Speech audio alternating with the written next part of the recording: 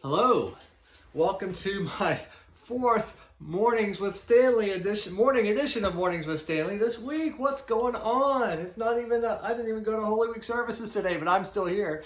I am late. I should be at work by now, but this is work. I'm here working here at home, though I am starting a little late. I could not get up this morning. It's been, I'm still not used to the time. The time change happened over 2 weeks or a week and a half ago, I guess. And right after that, there's just no, we had a death and funeral, and it just takes a while to get used to the time change. And I haven't really had a good just day off because of everything. One Friday, I guess I had the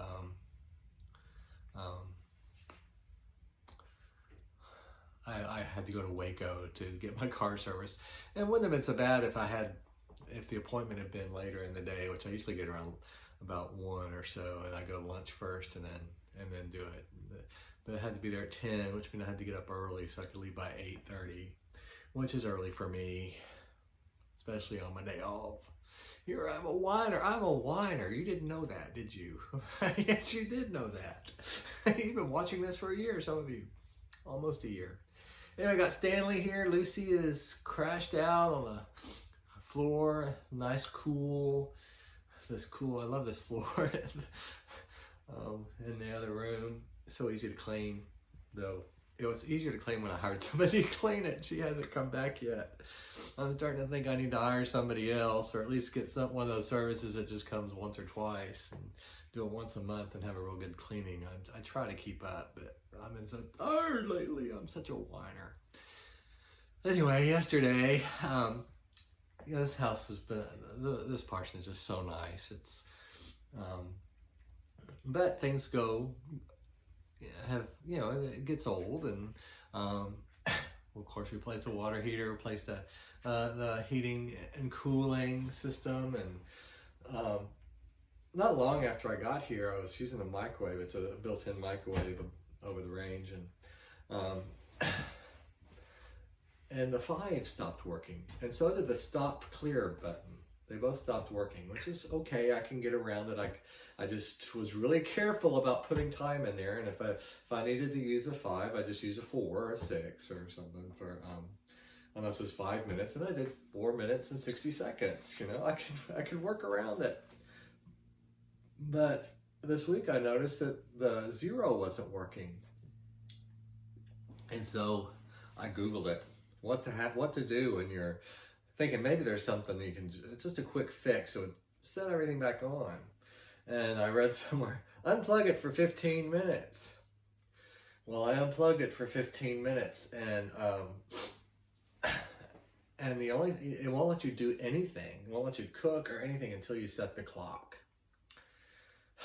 Must have been designed by an Aggie. I don't understand why you would have to set the clock before you could cook. But anyway, the clock button doesn't work. So I don't know.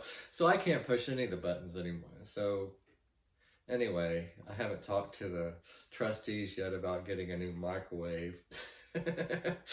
I have one. I have my own microwave in a closet. There's a good microwave. It's just figuring out where to put it so I can use it.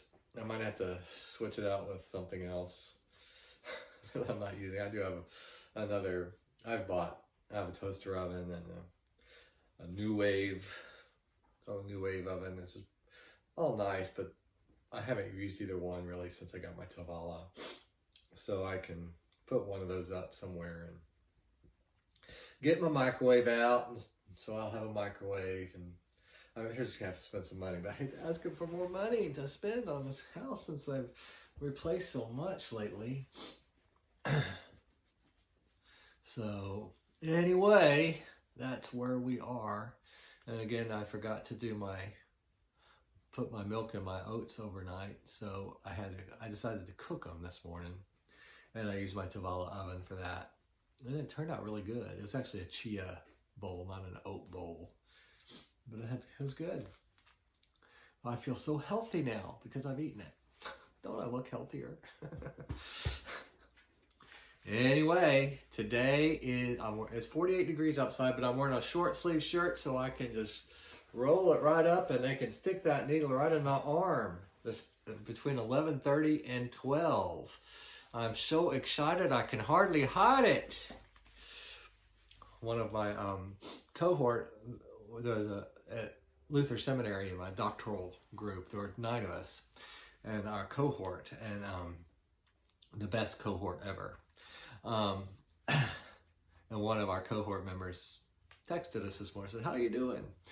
How's everybody doing?" And so we have this group text going on, and I said I was getting my second shot, and another friend in the cohort, she's getting her second shot today also. And so but only two other pastors responded, and the first one who sent the text, she hasn't responded to anybody else. She just said, "How you doing?" And she's the busiest woman I know. She works for the state of Minnesota, and she's also a pastor, and she's brilliant. She is brilliant. So her name's Tracy Gibson. She is brilliant. She's African American, one of the most intelligent people I know, and just a gracious person. Anyway, she is just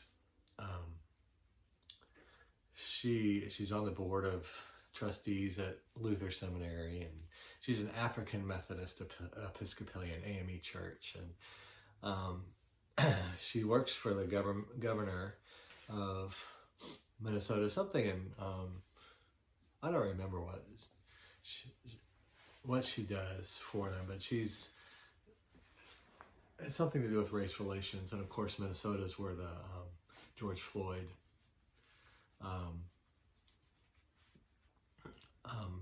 killing happened, where Philando Castile was killed. And so she's been in all that stuff, trying to work in the state. So anyway, she's brilliant. She's a good person for that. Gracious lady. Anyway, I don't know where I was going with that. Oh, the other two pastors that have responded, neither one of them are having in-person worship. So one's in southern Minnesota, rural Minnesota. The other's in St. Louis.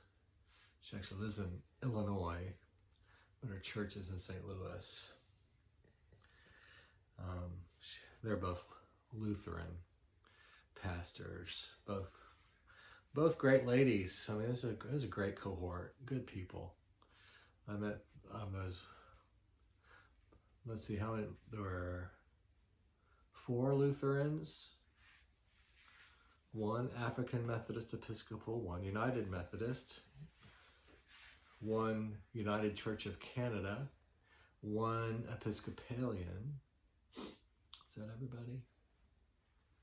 1, 2, 3, 4.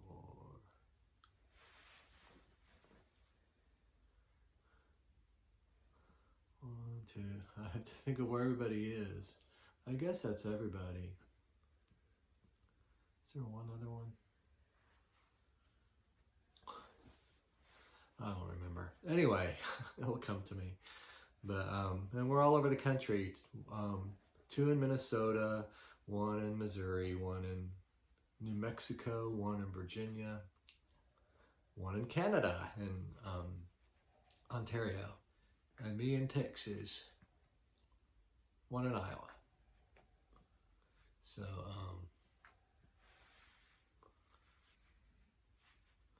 anyway, I'm just thinking I should just get on with it, huh? You don't really care. Okay, it's time for me to put you outside. You don't want to go outside. You just want to be petted all day long. All day long. All day long. Okay, let's put you out though. Okay, good boy. Okay. Anyway, the best feeling in the world is to be done with your graduate studies. I'm sometimes tempted. There's a doctoral program in open and relational theology, which is something I was always really interested in theology, and this is an area I'm interested in. And it's an intriguing program because it's not a PhD, it's a Doctor of Ministry and Theology, I think is what it is. I've never heard of this degree. It might be a new degree that they've just developed.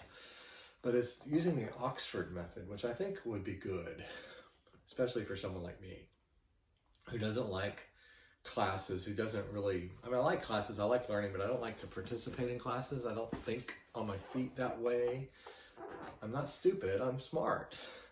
So I tell myself. But I do better just on my own, and this would be one-on-one with a professor. But tell me no more. But I do have 2 bachelors, 2 masters, and only 1 doctorate. It seems only logical that I would go on and get a 2nd doctorate, doesn't it? No! Here's our reading for today. This is Maundy Thursday. I was going to say something about Maundy Thursday. A lot of people call it Holy Thursday. I prefer Maundy Thursday. I think a lot of people call it Holy Thursday because Maundy, nobody understands what Maundy means. But Maundy is the same word that mandate comes from our command. And we say Maundy Thursday because this is the day in the Gospel of John, the night before Jesus was crucified. Jesus says, this is my command, that you love one another. And that's where we get Maundy Thursday, and I love that. Here is our reading is from Luke 12:15 through 21.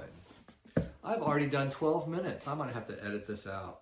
Edit all the silence of me thinking about who my cohort members were and if I was overlooking somebody.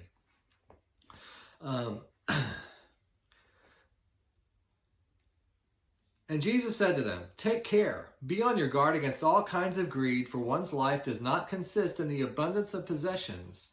Then he told them a parable.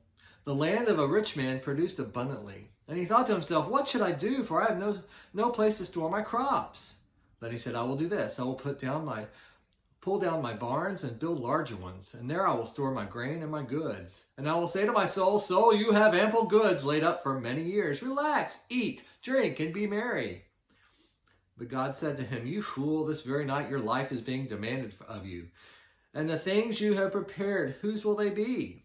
So it is with those who store up treasures for themselves, but are not rich toward God. Challenging words, the gospel of our Lord, Jesus Christ. Thanks be to God. Luke and John, I think, are my 2, and the Sermon on the Mount. I'm just loving Luke this year, going through Luke in my preaching. Here's our reading today. This is Thursday of week 48. More principles and procedures. We are looking at the steps in maturity in regard to material possessions. 4th, included in our needs is a need for reasonable security for ourselves in old age and those dependent on us. For those dependent on us, but they should not be too dependent, so dependent that we weaken them. A chance for a good education is the best heritage we can leave our children. The rest is up to them. It leaves the initiative with them. Reasonable security for ourselves would mean that we are provided with sufficient security in old age so as not to become a public charge nor a charge on relatives. 5th, after these needs are met, the rest belongs to the needs of others. To meet the needs of others means we hold our surplus beyond need for the guidance of God for its distribution. For instance, Mary, who is very sensitive to the voice of God, heard him say, take a $50 note and put it in an envelope. She obeyed. As she walked past a coat on a coat rack, she heard him say, drop the letter in that pocket. She obeyed. The coat happened to belong to a theological student who that day had necessary dental work done and had no money to pay for it. The amount of the bill was $50.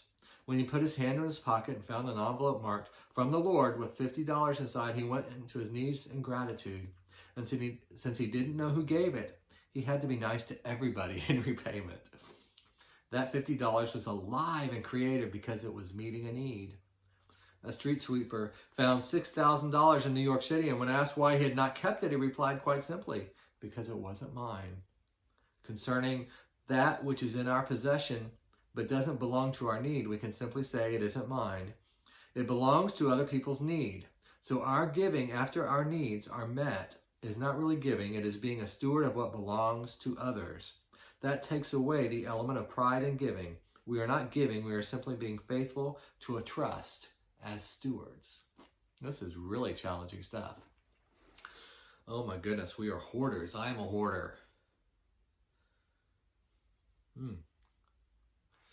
I understand why people don't like E. Stanley Jones, or why he's largely been forgotten. He challenges us in real ways, in necessary ways. Here's our prayer for today. Oh God, our Father, help us to live as those who must give an accounting, and help us to use our accounting that we shall hear you say, well done, good and faithful servant. For we succeed in life as we succeed in that hour. Amen. Affirmation for the day. Nothing belongs to me. I have been entrusted with much. Jesus is Lord.